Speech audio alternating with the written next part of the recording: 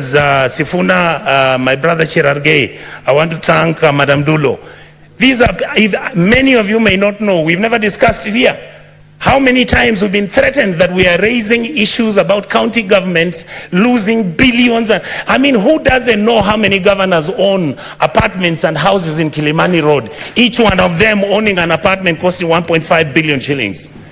Why didn't the fool just go and build a hospital where he comes from?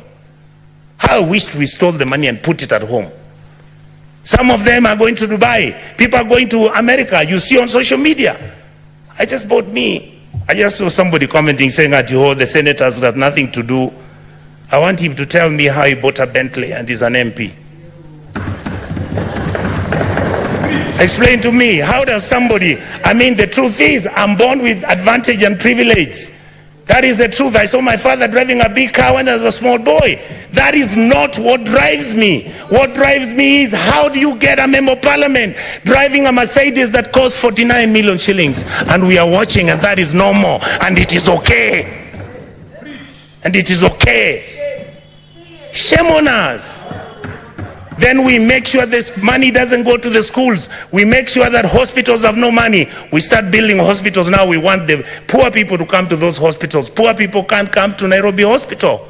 They can't come to Aga Khan. They can't, some of them can't afford Kenyatta. You saw the other day, Kenyatta has a debt of 6.6 billion. The Eldoret Hospital, Eldoret KTRH, has a debt of 3.9 billion. When you ask, they tell you we don't know where the money went. Are we fools? Do we need to buy houses which have got 15 bedrooms and drive 19 cars and put them in your parking lot, and you want 10,000 acres of land? You want a ranch? You fools, you go and buy a ranch in Australia. This is where we are. We keep blaming the police. The policeman cannot do anything. Have we ever gone as a Senate to go and see where the police lives? How he takes his kids to school and his salary is 19,000. And this house has to start thinking about those things. We guys must begin, and we ladies and gentlemen in this house must begin to agree that we can reduce our salaries, that we can drive smaller cars, that we can wear kaundas. In fact, the only thing I'm very annoyed about the president, I'm the one who started wearing kaundas. Now he has given kaunda a bad name. I want Kenyans to love kaundas the way I loved them. Let us wake up, Kenyans. We can't play football. Money comes from FIFA, it is eaten. World Rally Championship, money comes from there, it's eaten. You go, you want Kenya Lawn Tennis Association, they only want 50,000 to hold an international tennis tournament. Not even the minister appears there. But when the minister is traveling out of the country, he's got how many people?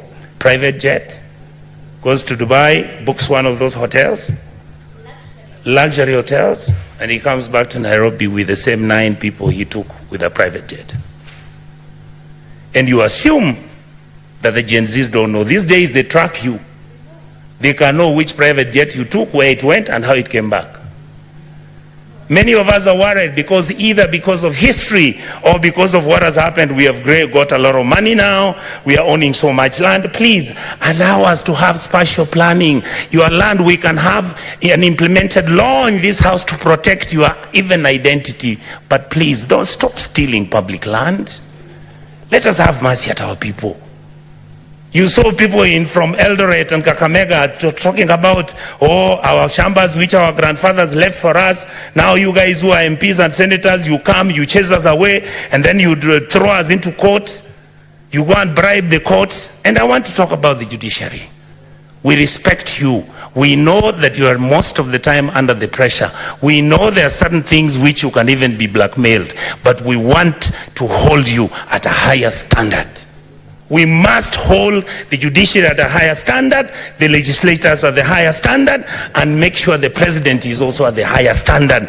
That is how we can move as a country and stop this nonsense. We behave like monkeys running through a forest looking for bananas without knowing whether it's the bananas they want or it's oranges.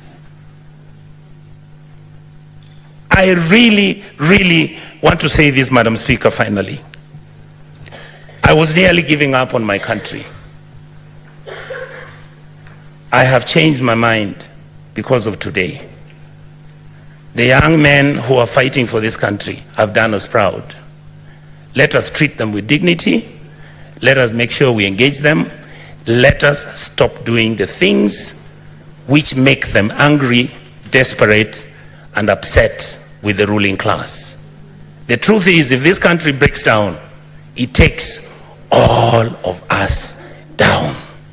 I can tell you, I was in South Sudan when we were doing the comprehensive peace agreement. I visited as a minister, as a young minister, to go and do what was called a referendum. I've been to Khartoum.